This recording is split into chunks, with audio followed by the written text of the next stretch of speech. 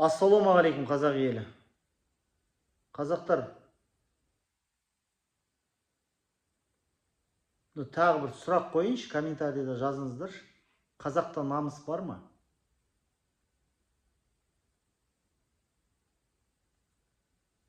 Қараңыздар, қазақтар қазір 1,5 мың қазақ, Қазақстан Республикасының азаматы, көбісі қазақтар.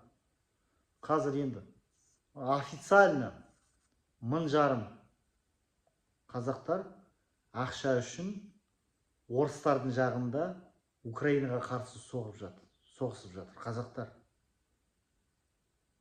Мына пленге түсті Қазақстанның қазақтары ақшаға. Ал енді қараңыздар, бәрі айтады, ата жауымыз, комментарийде жазыңыздаршы, ата жауымыз кім? Қытай емес, Моңғол емес, Жапон емес, Америка емес, ата жауымыз білесіңдер ғой кім екенін. Бұлай билік тырп еткізбейді, өш ала алмайсыңдар. Жалғыз мүмкіншілік Украинаға барып, жарайды, ата бабаларын емес, қаңтарда қаншама қазақтарды қырды Ресей әскері. Намыс бар ма қазақта? Бір қазақ қана шықты да, бір қазақ. Грузиндар біздің ата бабаларымызды қырды деп 2 батальон соғысып жүр. 2 емес, 7 батальон. Азербайжандар 2 батальон. Қазақтар жоқ. Қазақтар ақшаға Ресейдің жағында Украинаға қарсы ақшаға соғысып.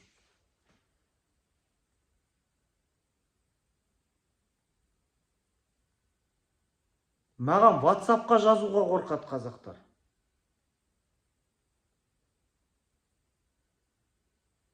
Немесе анандай сұрақ қояды, сол Украинаға барсам маған жолын төлей ме деп.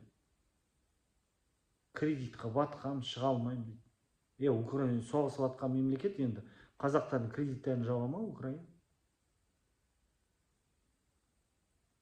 Намыстарым болмаса, онда Ресей 7 миллион рубль төлейді. Қанша? 50 миллион теңге ме? Бара салыңдар онда. Жолдарына ақша болмаса. Бір қазақ.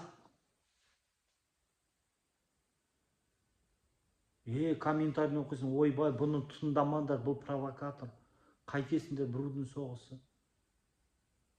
Сонда қазақ қанға қан өшін алмай ма? Аты бау 4 миллион қазақты қырған. Желтоқсан, қаңтарда. Жалпы қазақта намыс бар ма? Осылай отыра бере ма? Бұл провокатор, шетелден отырып.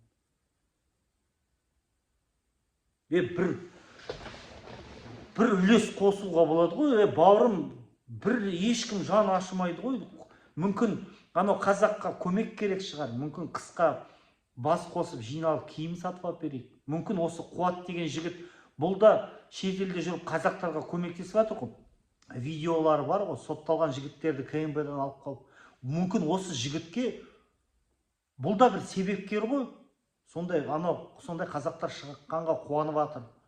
Қайрат деген Қытайдың қазағы Түркияға келгенде көмектестік, алып қалдық депорттан. Не болды қазақ? Үйде отырсыңдар ғой, біз Тәуекелге бардық. Айттыңдар, осындай бір қазақтар шықса екен, намысы бар, билікке сатылмаса, артынан ерер едік. Ал шықтық, ал сотталдық, ал қорықпадық. Қазақстаннан шығып кеттік. Білдік, әлі қоғам дайын емес, бізді қорғай алмайды. Мен халқымды кінәламаймын ғой, сондай жағдай, не істеймін енді. Қандай болса да ол қазағым. Бардық, ал енді бізді итердіңдер ғой, осындай мықты ұлтшыл жігіттер шықса екен. Шықтық, ал бәрінен айырылдық, бірақ тоқтама. Қайтпадық та, үйде диванда жатқан жоқпыз. Ал қайдасыңдар ал жігіттер? Айтып едіңдер ғой, Ринат Зайтов сатқын, сеніп қалып едік. Абзал Құспан мынандай, Ермұрат Бапин мынандай, Мақсат Толықбай. Ал міне шығып жатыр, жайлап шықтық. Ал енді қайдасыңдар? Ал жігіттер, қазақтар, біз сендерге сендік қой. Халқыма сеніп, шығайық. Маған айтты, Қуат, шетелге шығып кет, ешкімді тыңдама. Шықтық. Шетелден отырып қазаққа пайдамыз тиіп жатыр да, түрмеде отырғаннан пайда жоқ.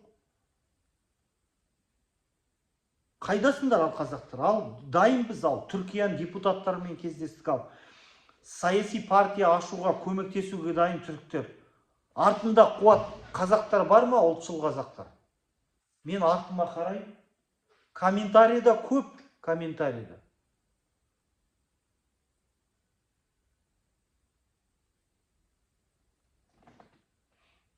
Бәрі қорқақ болып кеткен бе? 17 миллион қазақ.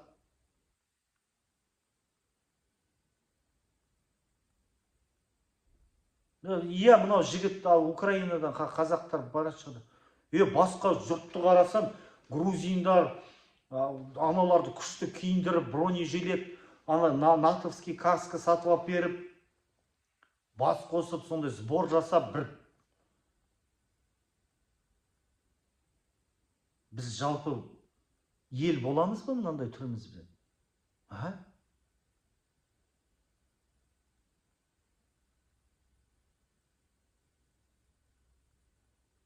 Елім деген ерлер бармыз, ал қайдасыңдар? Біз алдында мынау белсенділердің отбасыларына мен өз басым көмектесіп жүргенде ойлайтынмын, ертең басыма күн туса, мен де солай қазақтар ойлаймын екен. Мынау Қуат қазақ қой, әйтеуір қазақ үшін билікке сатылмады. Ал ойлайтын, артына мен қазақтар іздей ме? Қалайсың Қуат? Ауырып жатқан жоқсың ба? Денсаулығың жақсы ма? Анаң қалай?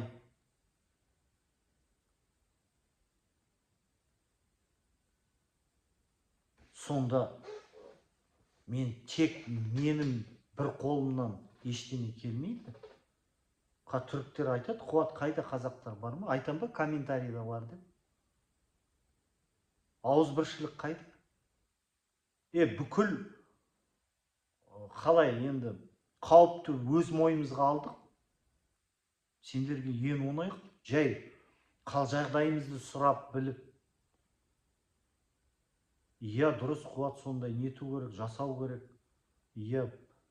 Депутаттармен кездессін, айт, қазақтар мынау билікке разы емес, жеткіз түріктерге деп.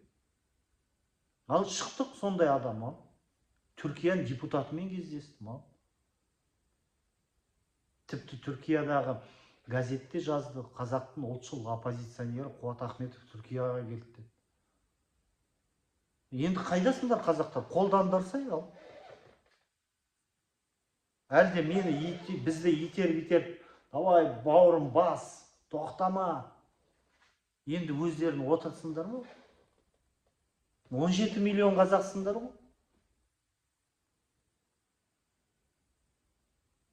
Хабарласыңдар. Жоқ, жігіттер, былайда мен өзім өмірімді осыған арнадым да, өмірімді. Мен бәрібірде сендер істей берем, қазаққа қызмет етемін. Ұлттық мүддені қалыптастырамын.